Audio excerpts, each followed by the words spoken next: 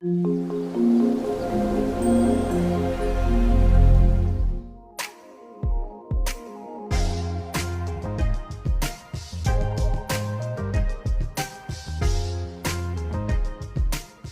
बात करते हैं कंस्ट्रेंट की। ये कहानी तब स्टार्ट होती है जब आपको सीक्वल पे पूरी तरह से आपका जो हाथ है वो साफ है, आपका ब्रेन एकदम क्लियर है सीक्वल को लेके कि सीक्वल करती कैसे काम है। ठीक है, कंस्ट्रेंट का पहले यूज समझते हैं। कंस्ट्रेंट करते क्या है? कंस्ट्रेंट मेरे डेटाबेस के अंदर जो भी चीज मैं सेव कर रहा हूं उनको वैलिडेट करते हैं। वैलिडेट इन द सेंस, अगर जो कंडीशन मैं कंस्ट्रेंट पे लगा दूंगा, कंस्ट्रेंट किस पे लगते हैं? कंस्ट्रेंट लगते हैं मेरे कॉलम्स पे। कॉलम्स होते हैं मेरे टेबल का पार्ट। तो किसी भी टेबल में किसी भी कॉलम के अंदर अपनी रिक्वायरमेंट के हिसाब से हम कोई भी कंस्ट्रेंट लगा सकते हैं इजीली। कंस्ट्रेंट का फायदा क्या है? कंस्ट्रेंट का फायदा है कि अनवांटेड डेटा, जो डेटा मुझे नहीं चाहिए मेरे सिस्टम में या मेरी टेबल में, उस डेटा को आने को या फीड होने को कंस्ट्रेंट रिस्ट्रिक्ट कर देता है। अगर मैं लिख दूं कि कोई कॉलम है वो मुझे नल एक्सेप्ट नहीं है, फॉर एग्जांपल एम्प्लॉय की टेबल में देखता हूं, यहां पर एम्प्लॉय की टेबल में क्या है? टेबल बनाना तो आप इजीली सीख गए हो, बट टेबल में कौन सा कंस्ट्रेंट यूज करना है ये क्लैरिटी भी आपको टेबल क्रिएट करते वक्त 90% क्रिएट करते वक्त ही ये डिसीजन क्लियर होना चाहिए कि किस पर कौन सा कंस्ट्रेंट बनाना है, रिक्वायरमेंट है भी कि नहीं, ये डिसाइड करना आना चाहिए। आ जाएगा, मैं समझाऊंगा तो आपको आ जाएगा। ठीक है, अब एम्प्लॉय की टेबल है, डेटा से क्लियर हो रहा है एम्प्लॉय की टेबल है। तो एम्प्लॉय के केस में ऐसी क्या चीज हो सकती है जो कभी भी नल नहीं हो सकती है? कभी भी। सिंपल है, एम्प्लॉय का नंबर तो होगा ही होगा। कोई एम्प्लॉय है तो बिना नाम का कोई एम्प्लॉय कभी हो नहीं सकता है, तो नाम भी एक ऐसा कॉलम है जो नल नहीं हो सकता। और अगर कंपनी में काम कर रहा है तो 100% उसकी जॉब भी होगी। ठीक है, जॉब होगी तो उस बंदे की रिपोर्टिंग भी किसी को होगी एक्सेप्ट प्रेसिडेंट। ठीक है, कंपनी में आ रहा है तो हायर डेट कभी नल नहीं हो सकती। ठीक है, कंपनी में है तो सैलरी भी जरूर ले रहा होगा, कमीशन में भी हो सकता है, हो ना हो। ठीक, डिपार्टमेंट हो सकता है, अभी डिपार्टमेंट डिसाइड नहीं है, लेकिन 90% उसका डिपार्टमेंट भी होगा।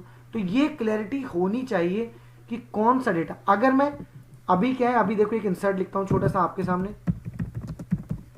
Insert into EMP table. Simply कह रहा हूं कौन सा? EMPNO के अंदर वैल्यू डालनी है और वैल्यू डाल रहा हूं single quote null value. Value inserted हो गई, डेटा चला के देखते हैं। सबसे लास्ट में नल वैल्यू के साथ एक रो आपकी डिस्प्ले हो गई। ठीक है, क्या ऐसा पॉसिबल है? और नल वैल्यू से आपको क्लियर नहीं आ रहा होगा, मैं एक बार इसको रोल बैक किया, नल वैल्यू के साथ मैंने ई नेम भी डाला और यहां पर लेट से मैंने मनोज भी लिख दिया।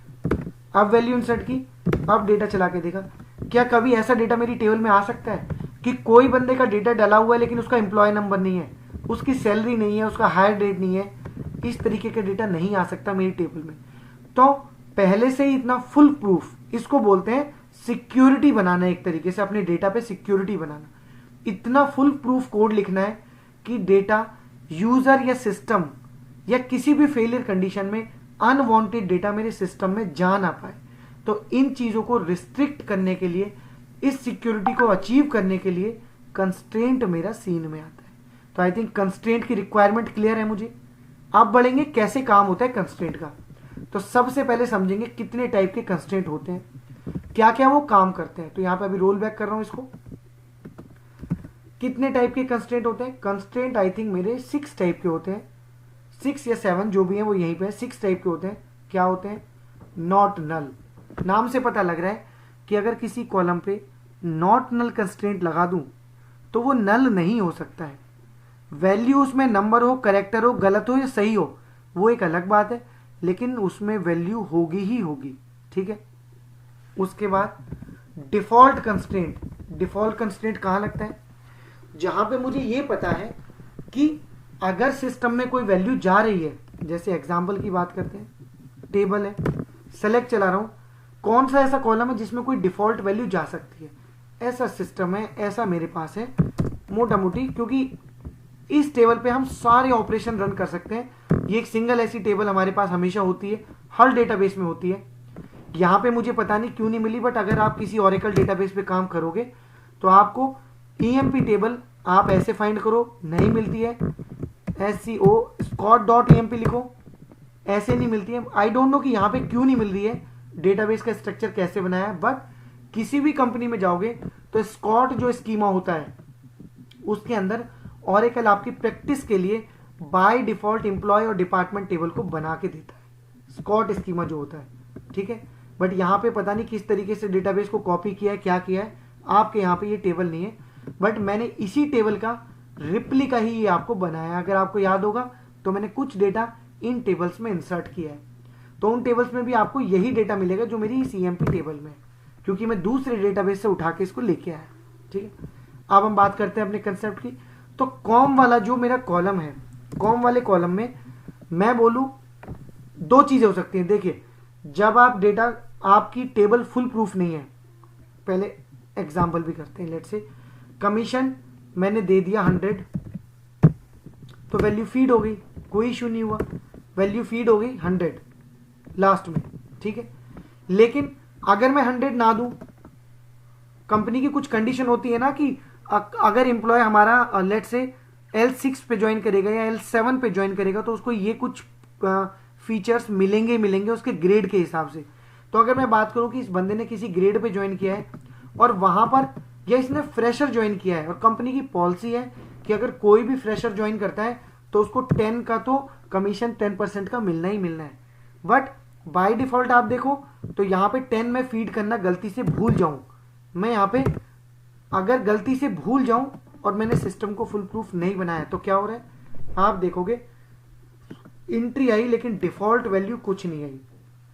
तो जब कभी भी कोई भी कंपनी की पॉलिसी के हिसाब से किसी भी टेबल पे अगर मैं कोई सिक्योरिटी ऐसा डिसाइड करता हूं कि मुझे ये पता लगे कि भाई डिफॉल्ट वैल्यू क्या आने वाली है, ये तो बाय डिफॉल्ट मिलती ही है सबको। तो जैसे आप क्रिएशन डेट ले सकते हो। अगर मैं इस टेबल को ऑल्टर कर दूं, यहां पर ऑल्टर टेबल और EMP और यहां पे ऐड कर दूं, ब्रैकेट में मैं देता हूं, अभी एग्जांपल समझाने के लिए दे रहा हूं, क्रिएशन डेट लिखा, ये हो गया। अभी आप टेबल देखोगे, आपकी टेबल में एक और कॉलम है क्रिएशन डेट का। लेकिन मान लीजिए कमीशन तो मैं सारी वैल्यूज दे रहा हूं, बट मैंने कोई ये डेटा फीड करना भूल गया कि ये इंप्लॉयज की एंट्री किस दिन मेरे डेटाबेस में हुई। तो अगर मैं सिस्टम पर ये लिख दूं कि यूजर एंट्री कर रहा है तो ठीक, नहीं कर रहा है तो जब कभी भी कोई नया रिकॉर्ड मेरी टेबल में आए तो उसको बाय डिफॉल्ट क्रिएशन डेट में सिस डेट उसके ऑटोमेटिक चली जाए। यूजर दे रहा है तो ओके, नहीं दे रहा है तो डिफॉल्ट वैल्यू वहां जाए। तो डिफॉल्ट वैल्यू के केस में मेरा डिफॉल्ट वाला जो कंस्ट्रेंट है ये